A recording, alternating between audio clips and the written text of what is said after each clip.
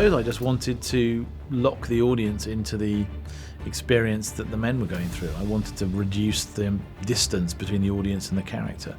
I mean, I hope, even though some people will be aware it's one continuous shot, that they stop thinking after 10 minutes about what the camera's doing, and you don't become aware of it.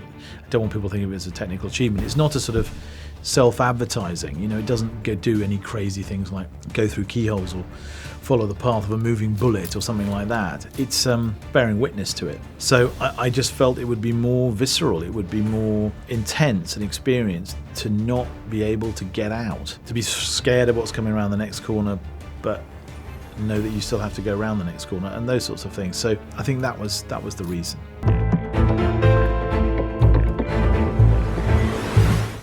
The first challenge is that you have to measure every single set so that it's the right length. So whether it's trenches or no man's land or dugouts, burning towns, everything has to be measured before it can be built. And all of those things had to be built because they all have to interlink. So that means 8 months before, 6 months before, walking through empty fields with a script and with the actors, trying to time dialogue, judge the length of the scene, and then putting flags in the ground, and then only then starting to dig the trenches and build the orchards and this sort of stuff. So that's really complicated. Actors don't usually get the luxury of doing it, is rehearsing. Normally you just get the job, you turn up on set, you're already standing in front of a already set up camera and you do it and that's it. Whereas this, we spent 6 months, getting to know the character, getting to know the character's backstory, and then doing months of filming. We had a good opportunity to sort of get a great understanding before we had the opportunity to film. There was never a lead element in making these long sequences and making the whole film.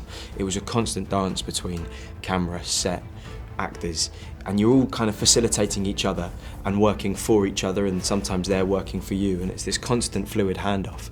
And that sort of inside-outside awareness of the moment that you're playing and the truth of that moment and the technicality was an amazing lesson. And I think as well, it's the one-shot element. I think, of course, people have we've been talking about and everything, but we wouldn't do interviews and kind of go, the best thing about this film was we got to be the character for as short a time as possible. It's sort of you get to do it better if you do it more. So those long sequences were actually a real pleasure.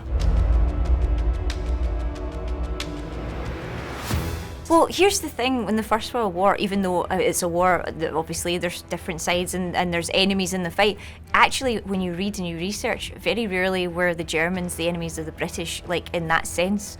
And really it was a struggle for survival. It was the elements that really killed huge numbers of soldiers on every side. And so I suppose when Sam and I sat down to write this, we didn't want to have a conventional enemy because we don't have very much conventional about this film. And what was really important to us was this idea of getting to save somewhere. It's no accident that we wrote a war movie in which two men are fighting to stop a battle. So really the only enemy that was available to us was nature, was terrain, and was time. The movie sort of is closer to a ticking clock thriller in some ways than it is a conventional war movie. It's not a combat film. There's not a lot of bloodshed, but it operates slightly differently, more like a thriller, as I say. It's not a particularly nationalistic film. You don't need to either know anything about World War I to understand it. All you're given at the beginning is a date, and that's it. You don't need to know anything to enter the world of the film. And I thought that was important because you want to make it feel as if it could have happened yesterday. These two men could, they happen to be British because I'm British, but they could have been German, they could have been French, Belgian. It's about the human experience of this war. And in that respect, I hope it's fairly universal.